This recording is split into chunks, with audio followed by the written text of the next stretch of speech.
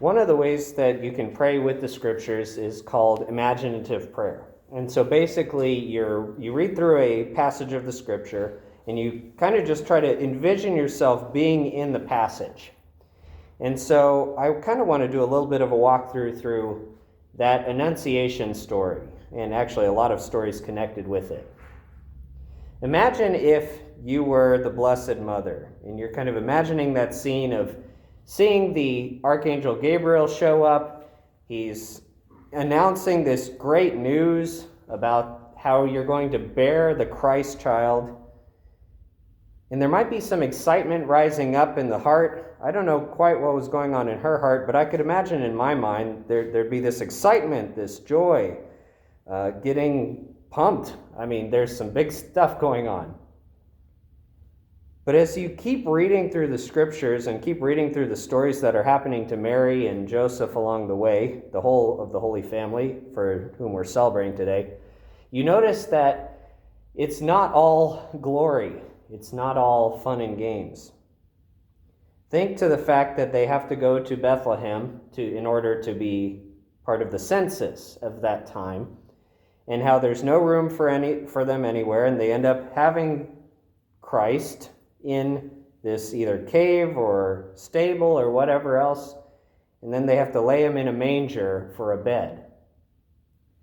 Think even to this gospel reading where Simeon tells Mary, "And you yourself a sword will pierce."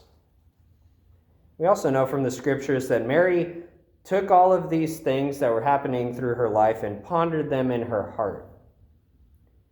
So I wonder if it ever crossed her mind or heart that as she thought about that message that she received from the angel and contrasted it to the difficult things she dealt with, even think of after the Magi come and visit her and Joseph and the baby, they flee to Egypt because they're running from Herod trying to kill the child. All of this difficult stuff is going on. And the temptation might be to think, I thought this whole thing was going to go completely different. I thought this calling to be the mother of God was going to be a lot more fun or exciting or easy maybe. And I think that's the very reality that can sometimes settle in our hearts as we think about what the Lord might be calling us to. Whether it's in the process of vocation, we might look out around us and say, oh, that looks like a fun thing to do, or that looks like a great way to live life, but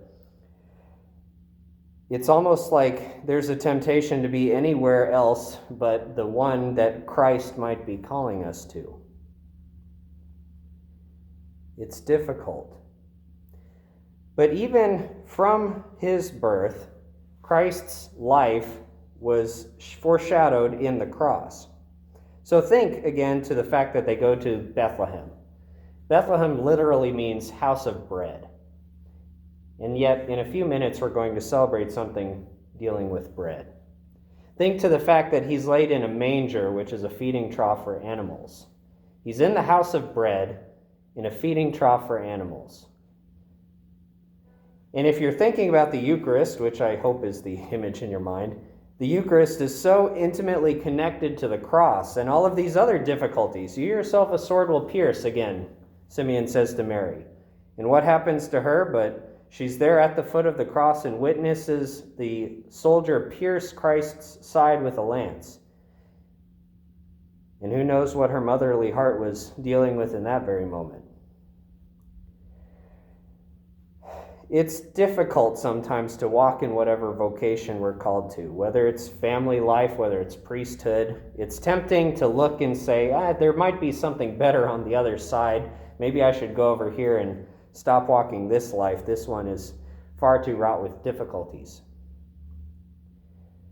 But I want to invite us to, no matter where we're at in the midst of the world, in the midst of personal life and difficulty or whatever's going on, to ponder these things in our own hearts, just like Mary did. If you feel your heart is being pierced by some difficulty or whatever's going on, to ponder on it, to really discern and sit with it and say, Lord, is this something that is actually for my benefit, that is coming from you, that's going to lead me closer to Christ, because it ultimately leads me closer to his cross.